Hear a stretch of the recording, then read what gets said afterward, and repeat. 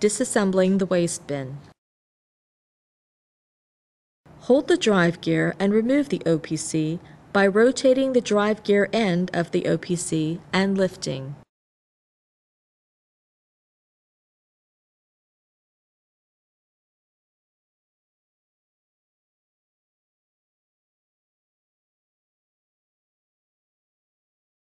Lift the PCR from the PCR saddles. Clean the PCR with dry filtered compressed air. Using a Phillips screwdriver, remove the 2 screws from each end of the wiper blade.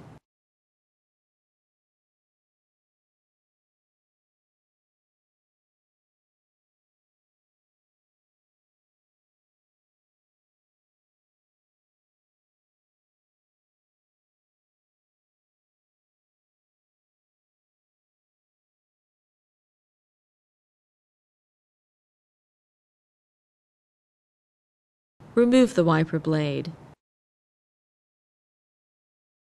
Inspect the felts and foams to see if they need replacing. Inspect the recovery blade for damage. Clean the waste bin with dry, filtered, compressed air.